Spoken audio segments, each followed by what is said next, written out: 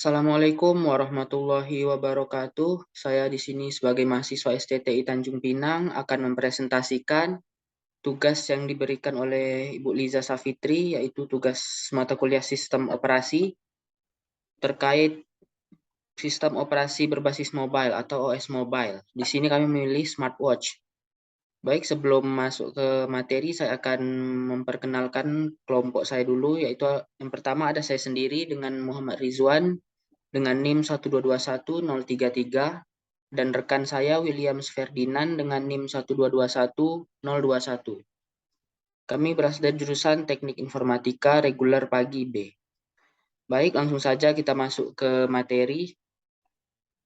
Yang pertama itu pengertian dari smartwatch. Apa itu smartwatch? Smartwatch adalah sebuah perangkat pintar yang terhubung dengan smartphone untuk menjalankan beberapa fungsi yang ada di smartphone pada benda berbentuk jam tangan. Selain memiliki fungsi sebagai jam tangan, smartwatch ini juga dirancang sebagai perangkat yang digunakan melalui Wi-Fi dan teknologi Bluetooth. Namun smartwatch tidak dirancang untuk menggantikan fungsi ponsel seutuhnya. Ya, jadi smartwatch ini dirancang sebagai alat bagi pengguna untuk menerima pesan, memanggil pesan yang masuk pada ponsel, serta mengaksesnya langsung tanpa harus melihat smartphone.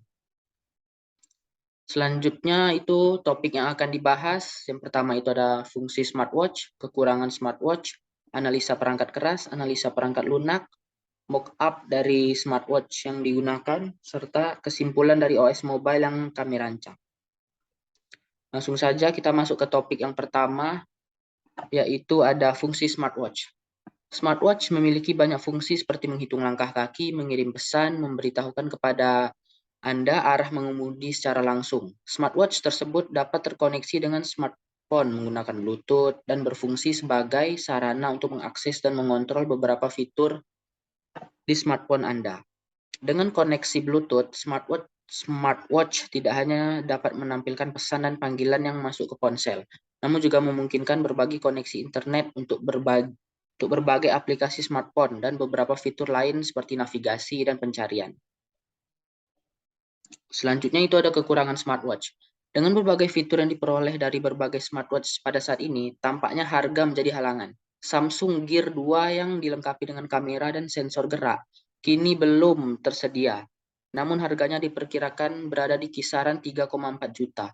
Tidak jauh berbeda dengan harga versi sebelumnya, sementara Pebble Steel yang memiliki tampilan menarik namun miskin fitur kini dibanderol dengan harga 2,85 juta.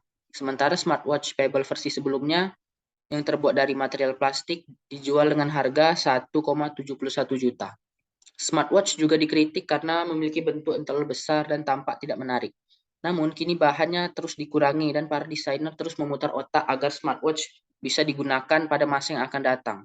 Sensor yang terdapat di dalamnya juga beresiko menghasilkan komposisi material yang mungkin mengandung zat berbahaya dengan potensi membahayakan kesehatan. Ya, selanjutnya ada analisa perangkat keras dan perangkat lunak yang digunakan untuk merancang smartwatch. Pertama itu ada analisa perangkat keras ya. Yang pertama itu ada print circuit board atau PCB yang merupakan bangunan dasar perangkat di mana setiap komponen seperti sensor, chipset nirkabel, prosesor dipasang dan diarahkan bersama untuk mencapai fungsionalitas. Ada berbagai jenis PCB seperti sirkuit kaku fleksibel, dan elektronik tercetak. Proses pembuatan papan sirkuit ini sangat intensif energi dan karenanya merupakan kontributor signifikan terhadap perubahan iklim. Yang kedua itu ada sensor. Sensor adalah elemen inti dari teknologi yang dapat dikenakan. Fungsi utama mereka adalah memantau gerakan pengguna dan memberikan aktivitas yang digunakan. Seperti contoh sensor yang dapat ditemukan pada perangkat seperti akselerometer, giroskop, altimeter, sensor suhu, sensor bioimpedansi, dan monitor detak jantung. Keragaman teknologi sensor ini menghasilkan komposisi material yang beragam, dan beberapa mungkin mengandung zat berbahaya yang berpotensi membahayakan lingkungan dan kesehatan manusia. Selanjutnya ada screen display. Screen atau display atau layar. Layar adalah elemen input dan output utama dari teknologi yang dapat dikenakan dan digunakan untuk tujuan komunikasi. Layar dapat dibagi menjadi dua bagian. Yang pertama itu ada panel sentuh induktif, yang kedua ada layar pintar. Contoh jenis layar yang digunakan seperti AMOLED, OLED, e-ink, LCD tradisional, dan LCD memori tajam. E-ink dan LED adalah teknologi yang paling banyak digunakan karena mengkonsumsi lebih sedikit daya. Selanjutnya itu ada baterai. Baterai adalah sumber daya utama dalam perangkat yang digunakan. Dua jenis perangkatnya itu seperti polimer litium dan li-ion. Pilihan ideal untuk perangkat wearable umumnya adalah baterai litium karena kapasitas dayanya yang lebih tinggi. Selanjutnya ada wireless chipset. Fungsi utama dari chipset nirkabel adalah transmisi data melalui radio nirkabel, termasuk seluler atau GSM, GPS, Wi-Fi, Bluetooth, dan NFC. Ukuran kecil perangkat yang dapat digunakan mengharuskan produsen untuk memilih chipset yang menggabungkan fungsi-fungsi ini, dan pada saat yang sama dapat masuk ke dalam bingkai yang sempit. Selain itu, konsumsi listrik komponen ini merupakan faktor utama yang perlu dipertimbangkan karena perangkat yang dapat dikenakan memerlukan chipset yang dapat diaktifkan setiap saat untuk terus memantau sensor dan mengumpulkan data. Selanjutnya itu ada prosesor. Prosesor merupakan perangkat yang digunakan untuk menjalankan sistem operasi, aplikasi, menerima input dari sensor atau pengguna, dan menghasilkan output. Prosesor Advanced Reasoning Machines atau ARM adalah opsi paling populer untuk perangkat yang dapat digunakan. Seperti halnya chipset, konsumsi listrik adalah salah satu faktor keberlanjutan utama yang terkait dengan prosesor. Selanjutnya itu ada attachment. Attachment ini merupakan bagian yang menghubungkan perangkat jam, seperti pita, klip, perekat, atau kalung. Bahan yang digunakan berbeda-beda menurut jenis sambungannya, tetapi pada umumnya berupa plastik, karet silikon, kain, kulit, dan logam. Selanjutnya itu ada mic dan speaker. Sebagai ekstensi smartwatch pastinya juga memerlukan mic dan speaker agar dapat mengeluarkan suara, notifikasi, ataupun merekam pesan yang dikirim. Biasanya dipasang dalam kerangka sekitar PCB. Selanjutnya itu ada analisa perangkat lunak yang akan dijelaskan oleh Williams Ferdinand. Kepada Williams, dipersilakan. Oke, salam semuanya. Saya adalah William Ferdinand dengan NIM 122-1021 dan saya akan lanjuti dari Rizwan tadi tentang analisa perangkat lunak. Oke, pertama itu kita ada aplikasi pemantau tidur. Nah, kalau tidur itu seseorang itu akan mendalami beberapa fase tidur, yakni non-rapid eye movement, pendeknya itu REM, dan rapid eye movement biasa REM. Non-REM terbagi jadi 3 tahap seperti light sleep, menuju deep sleep, dan deep sleep atau dibilang tidur nyenyak. Sementara dalam fase REM, saraf otak itu bekerja hampir sama beratnya seperti saat bangun sehingga dapat menyenyak mimpi. Nah, ketika tidur, seseorang itu alami fase non-REM dan REM berulang kali. Smartwatch bisa mendeteksi apa dan berapa lama fase tersebut terjadi. Mereka memonitor hal tersebut dari detak jantung, gerakan tubuh, dan variabilitas detak jantung. Pernapasan yang baik itu membawa kualitas tidur yang baik. Jadi ketika tidur, sistem pernapasan bisa dilacak dengan baik karena tubuh tidak banyak bergerak. Dengan memantau pernapasan, pengguna bisa melihat rata-rata tingkat pernapasan setiap menitnya. Aplikasi kedua, ini ada aplikasi pedometer. Nah, berjalan atau berlari itu cara bagus untuk meningkatkan kesehatan. Jadi jenis latihan itu disarankan kali untuk menurunkan berat badan sama meningkatkan stamina tubuh. Smartwatch ini memiliki sensor yang dapat digunakan untuk mengukur langkah kaki Anda. Caranya bagaimana? Nah, kalau kondisi berjalan itu tubuh itu pasti miring ke satu sisi lalu ayunkan ke arah kaki ke arah depan. Nah, lalu setelah itu sisi sebelahnya lagi yang akan miring lagi dan kakinya tuh ayun ke arah depan jadi kiri kanan. Setiap kemiringan pinggul dan pergeseran kaki itulah yang disebut langkah. Dengan asumsi setiap langkah adalah hampir sama panjangnya, maka yang perlu dilakukan adalah menghitung jumlah langkah yang dibuat dalam sehari dengan menghitung berapa banyak kali tubuh seorang miring ke setiap sisi kanan atau kiri. Dengan demikian, dapat memperbanyak jumlah langkah dengan panjang masing-masing untuk mengetahui jarak keseluruhan dari suatu perjalanan. Selanjutnya,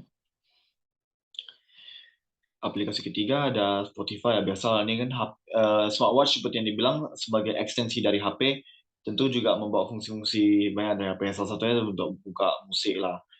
Ini kurang lebih sama kerjanya kayak fungsi Spotify di HP, bisa buka musik kalau lagi bosan atau kayak lagi dalam perjalanan panjang atau untuk dorongin diri biar semangat belajar. Biasalah media player musik ini memang salah satu fitur paling terkenal dalam gadget.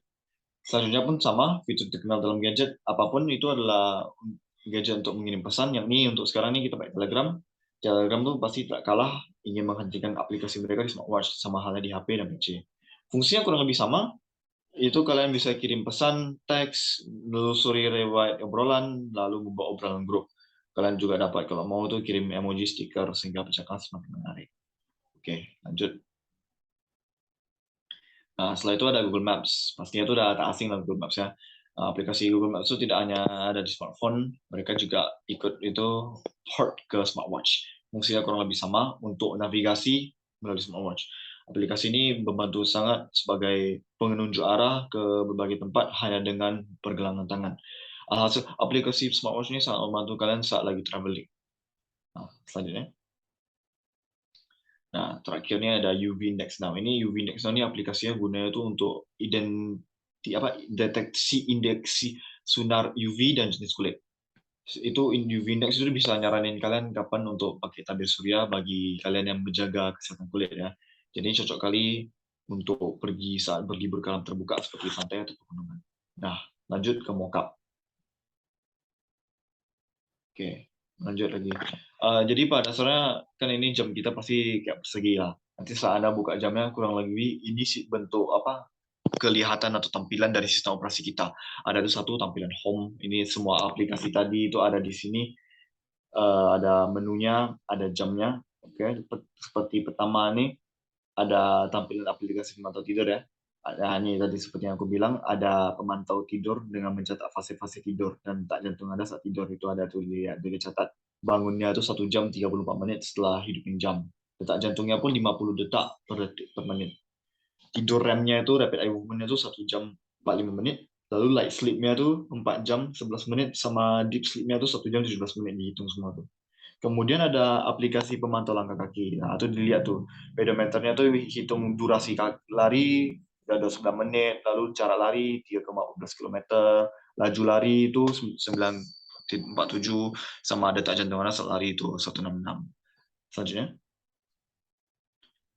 Nah, ini ada 3 aplikasi yang di-port dari HP sama PC. Kurang lebih semua ini fiturnya sama seperti versi mereka di HP dan PC, hanya lebih kecil. Seperti misalnya Spotify itu ada album lagunya, pilih di mana Anda bisa pilih lagu-lagu favorit Anda, dikompilasi jadi album biar bisa dengar saat lagi bosan atau apa.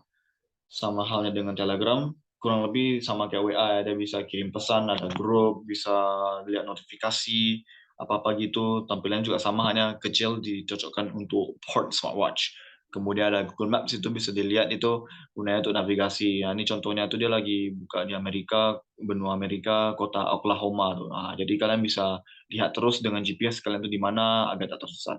Oke, selanjutnya. Nah, ini ada aplikasi UV Index Now. Seperti yang tadi saya bilang, itu dia itu untuk mengukur indeks sinar matahari. Itu bisa lihat tuh kepanasannya berapa, tingkat UV-nya berapa, suhunya hari ini itu berapa, apakah cocok dari jam 1 sampai jam 7, panasnya suhunya meningkat. Nah, ini lagi nggak cocok kali ini, UV-nya tinggi, jadi cocok kali untuk pakai tabir surya sekarang. Nah, kayak itulah tampilannya. Oke, lanjut. Jadi itu lanjut ke kesimpulannya ini ya.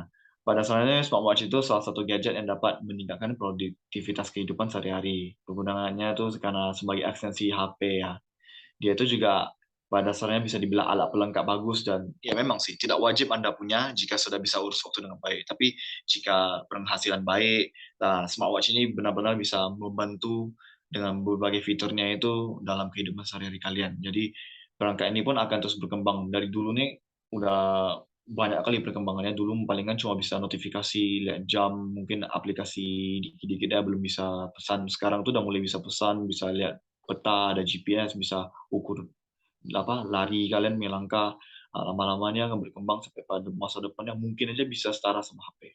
Nah, kurang lebih itulah presentasi kami. Jika ada kritik, tolong komentar di bawah. Terima kasih atas perhatiannya.